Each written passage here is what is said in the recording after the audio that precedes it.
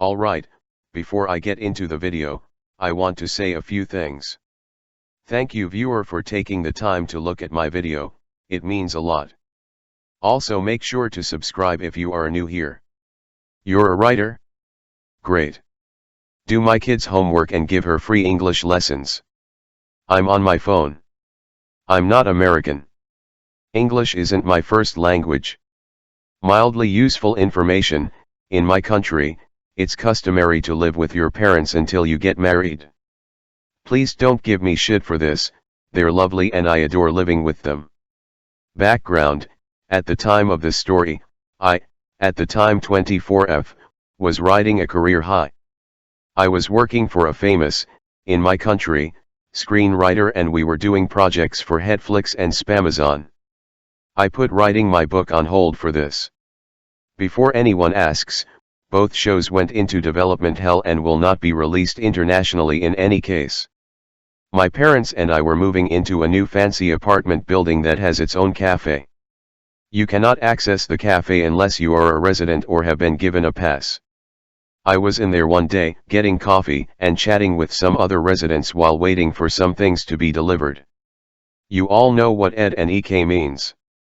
If you thought of erectile dysfunction when you read ED, I wish he had it so I would not have had to suffer through this ordeal. A nice couple was telling me about how much I was going to like living there and how nice everyone in the building is when in walk ED with EK, 8-year-old girl, in tow. A cold wind blew in and my steaming cup of coffee turned tepid. Ed, who I have never seen before, points at me and says, "Entitledwater. You're the famous writer."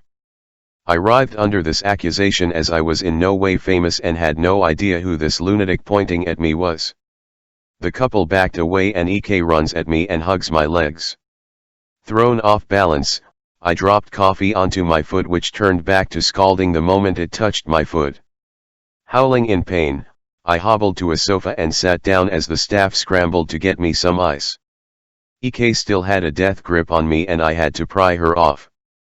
The nice couple was handing me napkins when Ed plowed through them and pointed at me, again. "Ed, Entitledwater. You look just like your mom. I met her in the lobby and she told me you're a writer and that you were here. This is my kid, Ms. Kleptomaniac." EK was now setting down her backpack next to me. "Me? I'm sorry, I have no idea who you are." "Ed, I'm Mr. Asshat. So since you're a writer, you can do EK's homework for her. And give me your number so I can set up a time for you to give her English lessons every day. This is about when I thought I was having a stroke. I'm a teacher now. Is this kid opening up a textbook?" "Me? I think you have the wrong person. I don't teach." "Ed, I know, but you can start now. It's our duty to teach the youth. So I'll just pick EK up in an hour, okay? I actually have to run. I'll get your number from your mom." And he walked out. Walked out, leaving me with this loud, belligerent girl who insisted on going through my purse. She then proceeded to shove her homework at me and demand that I do it while she played on her iPad. Spinning with pain and confusion, I pried my purse away from EK, who immediately began to scream. I hobbled out of there, wincing, while EK stayed inside and demanded that the staff give her cookies. I made it to the lobby where Ed was terrorizing others. He looks at me and apparently loses what was left of his fragile mind. "Ed, what are you doing here? I told you to finish EK's homework. Did you leave her alone in the cafe?" "Me? Yeah, that is not my job, and yes I did. I need to get something on my foot." "You can go get her." Ed proceeds to bar my way to the elevator and demands that I wait until he gets EK so we can all go up to my apartment and I can do her homework there. This is where I kind of lost it. I yelled for security and they came running, took one look at me leaning against the wall in pain and escorted me into the elevator. Ed was yelling at me the whole time, saying he would be up there soon. So, here is where it gets worse. In the elevator, security informed me that he was a realtor and not a resident. He would not be allowed up to my apartment after what I told them. Upstairs, My parents were horrified and my mother apologized for telling anyone what I did. Apparently, he told her and some others that he was a resident. Ed cornered her in the lobby later and demanded my number. She gave him a piece of her mind, told him I was injured and told that his foot would be someplace unpleasant if he or his kid ever approached me again. He backed down but told her I should be more understanding because Inkithwater is old enough to get married and have her own children, who stays unmarried at 24. She had him escorted off the premises. He is now banned entry for harassing residents.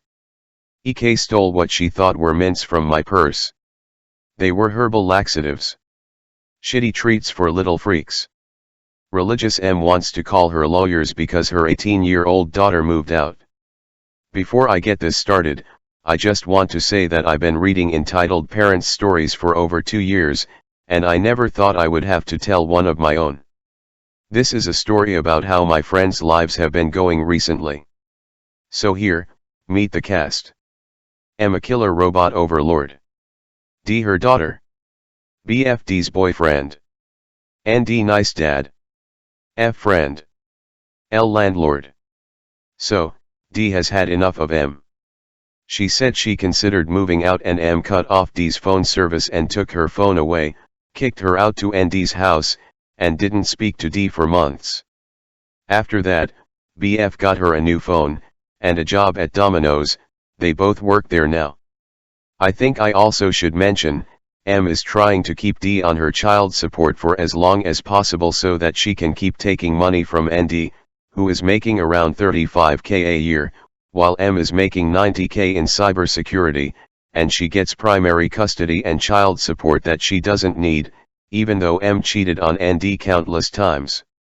D and BF are currently living with my friend, F, whose mother is their landlord. M threatened to take legal action against L, who is an immigrant barber shop employee who is barely able to pay for her own home and car, for renting to people who just turned 18, which is the legal age to move out of your parents' house. M also said that she will be looking for her. We don't really know what that means, so we'll just need to hope for the best. The worst part is, M has had everything handed to her entire life, and nothing bad has ever happened to M.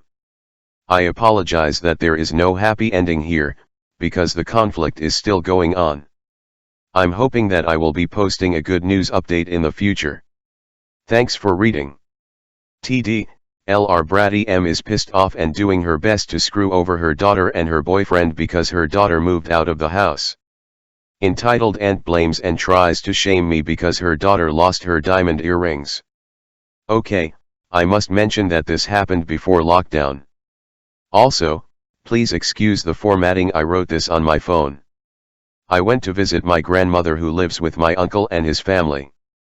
My uncle's wife and I have never had a great relationship, long history of her disrespecting and insulting my grandparents. For example, she tried to get them arrested by claiming they physically abused her when in fact there was proof that that never happened. Anyway, this was just to give you an idea of the kind of person she is. Back to the visit. We had a small party with all our distant relatives and my aunt dressed up my little cousin, 6yo, and put diamond earrings on her. Now these were really big, uncomfortable earrings for a little girl to wear. Not surprisingly, during the course of the party, she pulled one out and lost it. Since I noticed it was missing, I removed the other earring and went to my aunt to return it and inform her of what just happened. Apparently, this was the wrong move because she blew up on me. She said since I saw it was missing, it was my responsibility to find it again. She then moved on to say how careless I was for not constantly monitoring her child and how I was ultimately responsible for the missing earring. She also declares to the entire party that I was a careless person and a bad sister for not looking after my cousin. After much argument, Entitled Aunt confidently approaches my parents demanding money and also actually threatened to take my jewelry since it was rightfully hers as I lost her earrings. Needless to say, the party did not end well. Edit, for those asking about what happened next, my parents and my grandmother got really ticked off. This is just one of many incidents that have happened over the last few years, but her trying to embarrass me in front of everyone and demanding money was obviously not received well by my family. I personally have cut off communication with her. I love my uncle very much and thankfully still have a good relationship with him and my cousins despite her efforts to stop it. My parents have also chosen not to communicate with her, at least till she apologizes and acknowledges what she did was wrong. Entitled mother gets a glass jar to the head after abusing me my whole life. My mother is a mega Karen who treated me like crap when I was a kid.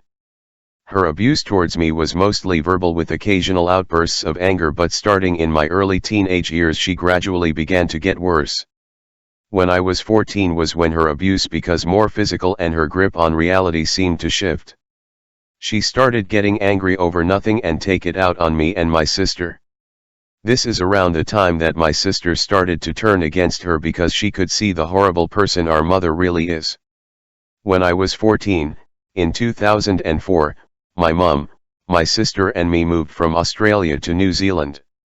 My mum was born in New Zealand and she wanted to be closer to her family there. I had brought up the idea of moving there as I was getting badly bullied at school, so I was happy to get away from that. But I didn't know how much my mum's behavior was going to change. I found new friends and so did my sister, which inadvertently distanced us from our mother. Maybe this had something to do with her mood change? By not having as much control over us as she did before. The town we moved from was a small rural town with one high school. It was a central school with primary school and high school, and not that many kids my age to make friends with. The town we moved to was much bigger, with 2,000 plus students in the one high school, so naturally my friend group was much bigger. And me and my sister would hang out a lot in town, so her friends became mine as well. We were staying in a 2-bedroom cabin 20 minutes out of town in the same property as my mum's cousin. His house was separate from the cabin. Me and my sister would have sleepovers with our friends who lived in town a lot because there wasn't that much to do when we were at home. On the days we were at home, our mum started to get moody over nothing. It started when my sister was staying at a friend's place and wasn't there. Out of nowhere my mum got angry over nothing. I can't remember exactly what it was, but it was something petty like her not being able to find the remote. She got angry and started yelling at me and getting angrier when I wasn't able to fix whatever issue she was having. In foresight, she was trying to pick a fight to gain some sort of control over us. Her rage grew quickly and before I knew it, she pushed me against a wall and then stomped into her room and slammed the door shut. I didn't know what to do or what to think. Before this point she had only ever been verbally abusive and thrown things at me. She'd never hurt me like that before. Her sporadic outbursts of anger started to get more frequent and more aggressive, and my sister started to get in the firing line, which is when my anger and hatred towards our mum started to grow. She'd been doing this for over a year at this point. I could handle what she did to me, but not my sister. She was 11 and too young to deal with our mother's abuse. One weekend when I was at home and my sister was having a sleepover at a friend's place, I was 15 at this point, my mum started her tirade. I was on MSN talking to friends when my mum came in and started complaining that I was pussyfooting around and I should be doing homework instead of being on the computer. I told her that all of my homework was done, but she didn't believe me. I just wanted to be left alone, which is what I told her, but that was the wrong thing to say. She started to get angrier and louder and began threatening me, all of which I'd heard before. The slap across the back of my head was my final straw. I got up and walked straight in front of her and said stop. The look on her face was something I'd never seen before. For a split second I saw fear in her eyes as she took a step back. Then the look of anger in her eyes came back even worse and she started yelling again and walking towards me. I said to her in my loudest voice, "You take one step closer to me and you are going to regret it." She gave me a look that I can still remember to this day. A look of anger, hatred, and insanity. And she started to walk towards me. I grabbed the closest thing to me, which was a large glass jar, and in self-defense, hit her with full force on the side of her face. The jar smashed from the impact and there was blood on her face. She saw the look of anger and hatred on my face, and without saying another word, turned around and went into her room, closing it behind her. I cleared the glass off the carpet and went back to talking to my friends on MSN. My mother stayed in her room for the rest of the day and wouldn't even look at me for the rest of the week. She was scared of me after that. Soon after this happened, I moved back to Australia to live with my dad and wanted nothing to do with her anymore. But because of certain circumstances I saw her a few more times after that, much to my displeasure. I'm now in a much better place in life and haven't spoken to my mother in 7 years. My mental state was rocky for many years, but I am much better now. The things she did to me didn't break me. They only made me stronger. I'm more stubborn than she is now that I'm older and can reflect back on the things she did with a clearer head. Me and my sister are really close and I can proudly say that she is not entitled like our mother tried to make her be. I love her to bits and I'm happy to have her in my life. A life without toxic people that don't deserve to be in it. How my entitled parents lost their precious baby. So this story has quite a bit of background, but I'll try and make it as easy to understand as I can. The people in this story are me, 22M. My full brother, 20, Baka. My stepbrother, 17, Nani. My half-brother, 12, Akuma. My entitled mother. My POS father. The backstory? My parents divorced when I was 3 years old. My mother and father had joint custody, but Baka and I lived with my mother and only saw my father every other weekend. My father started dating my soon-to-be stepmom when I was 5 and married her when I was 10. They then had my youngest brother Akuma. My stepmom isn't really involved in this, but I'd like to say she is one of the sanest people of the story, and I honestly feel bad that she married my father. My mother is a complete narcissist and my father is one of those entitled racist rednecks with a violent streak. Baka and I were extremely neglected by my mother. We'd be left home alone at a very young age for long periods of time, forced to fend for ourselves when it came to eating, and we're often locked out of our crappy apartment in a very bad neighborhood. We lived in a spot where white people were the minority, and trust me when I say that the people around us had no problem threatening to kick your ass for the color of your skin. A part of me wonders if this helped fuel my father's insufferable racism. Despite the mental, verbal, and sometimes physical abuse, my mother very clearly had a favorite child, and it was Baka. She had me when she was 19 and Baka at 20. I swear she only kept us to spite her parents because my grandparents told her she wouldn't be a good mom. My mother would always go easier on Baka despite his extreme behavioral problems. We later found out he had a severe case of borderline personality disorder that caused him to get violent. That often meant I got the crap beat of me. My mother refused to get him treatment. She had a weird thing about just toughing things out. I once had strep and the flu, had to drive my 17-year-old self to the urgent care only to be told that my heart rate was one number away from them legally having to call an ambulance. If it went up any more then I would have to go to the hospital. My mother responded by saying the doctors just wanted more money from us. She even made her favorite child walk without crutches when he had stitches in his foot because it would heal faster. My father didn't do much to us. He screamed a lot, a ton of empty threats and breaking things. He never touched us because my mother was so trigger happy about suing him. He did, however, severely abuse Nani. Nani is a sweet kid with a learning disability, and my father made it very clear to him at a young age that he was never his son. When Akuma was born he became a spoiled brat. So much so that they didn't celebrate Nani's birthday so they would have more money to spend on Akuma. Now that you have the main idea of what the background is, let's get to the good stuff. How my parents' star child cut them off. The story. Baka was my father's everything. He listened to country music, he made racist/homophobic comments, and best of all was going into the military to fight for his country. My mother saw Baka as her crowned bragging piece.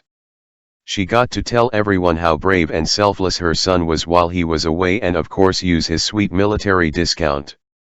What my father didn't know is that Baka loved metal music, was in a gay relationship and not so legally adopted by his boyfriend's lesbian parents, and was joining the military to get the fuck away from our family. Baka left for boot camp and we got word that he'd be graduating at the top of his class. Is it considered a class in boot camp? IDFK. Of course, my parents were over the moon and for once in their lives got along to coordinate how to drive 8 hours across the country to go see him on base for the graduation. I personally lived further away. My mother kicked me out after Baka left and I moved in with my boyfriend further north 3 states away. Despite not wanting to go and Baka not caring if I showed up, my mother and father literally hounded me like the hell spawns they are until I went. So I finally spent my money to drive all the way down to see him. My mother making plans for me to stay with her while we were down there. Now before I tell you just how nasty things got, you should know that after being kicked out and getting mental help from my hellish upbringing, turns out I have CPTSD, BPD, bipolar 2, runs in the family, ABPD, and GAD. 2 of those disorders run in my family, the others are all basically caused by trauma and abuse. At this point in my life and still, to this day, my triggers are so severe that I can't have a job. I couldn't even leave my house alone for more than 10 minutes before having an episode. My mother refused to allow me to bring my service dog and I nearly died just trying to make it across the country to this graduation. When I got there it was immediately clear that this was going to be one of the worst experiences of my life. My mother got so nasty that I nearly OD'd on anxiety meds to keep me from having a public episode on the base. When we were in the hotel I collapsed in the bathroom and told my mother that I thought I was going to pass out and her exact words were, "What do you expect me to do?" Before she laid in bed and watched Netflix. Needlessly to say it was complete hell. She basically used me as a human punching bag because my brother's boyfriend's family came down to support him. My parents to this day still don't know they're together, even though a blind man could see they love each other. My father and mother were both pissed that he spent the whole time with his boyfriend's family than with his blood family. I ended up having enough and walked out of my mother's hotel room one night as she was cussing me out. I just took my phone, no shoes, no wallet, I just left and called my boyfriend sobbing. I came back an hour later to find that my mother left and locked me out. She didn't come back for 4 hours and I had to get the maintenance guys to let me back into the room. When the trip finally came to a close and we were on our way home my mother decided to bestow her ever so loving thoughts to me. She said, and I quote, "Baka is a soldier now, he's got his whole life set up for him and will never have to worry about anything. I'm so proud of him, he really made something of himself. Too bad I can't say the same for you." I had just dropped out of college 6 months before completing my first degree because the college counselors were worried about me and their disabled student program wouldn't be able to cover my major symptoms, which at the time were me literally falling unconscious. The revenge. After a few months of life going back to normal and more intense doctor visits on my end, turns out my mother re-traumatized me and I had to get on some heavy meds. My brother randomly called me. He had finished his schooling in CA and was now stationed overseas, a privilege only the top 2 soldiers were supposed to get. I had heard that my parents were all over the place happy about it. Baka never called me, so when he did I was surprised, to say the least. He asked me about what happened during his graduation and I told him. We've always been brutally honest with one another and despite us being mostly indifferent towards each other's existence, we do have a bond forged in surviving abuse. When my brother found out exactly what happened he was livid, honestly livid doesn't even seem to express how angry he was. Apparently he had been playing along with my parents' wishes to talk every week, write letters, etc. just to keep them at bay since he was overseas and my father had let it slip about what happened. We had a somewhat awkward conversation about our sucky childhood and he ended the call by basically saying "fuck em." It only took about a week before my parents started texting me if I had heard from Baka. My parents had been sending him these huge care package stuff and trying to call him, but the packages were returned to them and the calls were never picked up. My brother cut contact off completely. My parents were forced to pay huge customs fines on all these packages, and they later found out that Baka was only keeping contact with his boyfriend's parents. When Baka came home for the first time in 2 years, he stayed with his boyfriend's parents and refused to go see my parents. He only saw my mother when she drove him to see me, again 3 states away. She was under the impression that he'd stay with her afterward, but he left the day after to go back overseas. When he went back overseas, I got a text from Baka. He was in Japan at a huge anime convention and asked if I wanted something. Of course, I said yes, and he said that he'd give it to me the next time he came home. He also said that he was changing his last name to the name I changed mine to, the last name of one of my favorite anime characters. So that's the story of how my entitled abusive parents lost their star child for treating their other kids like garbage. Baka is still a Baka, but I couldn't be prouder to be his older brother. TLDR, my parents abused and neglected my brothers and I. My little brother went into the military and they tried to use him as a way to brag and belittle me. My brother cuts contact, makes them pay a crap ton in customs fees, changes his name, and gets, not legally, adopted by his boyfriend's family, all while making sure my parents know he'll talk to anyone but them. Edit. Thank you, stranger, for the award. And thank you to all the redditors that have reached out and wished my brother and I well. We're okay. Baka is enjoying his station in Japan and I am happily living far away from my family. Make sure to like, share, subscribe if you haven't done yet. Thanks for watching.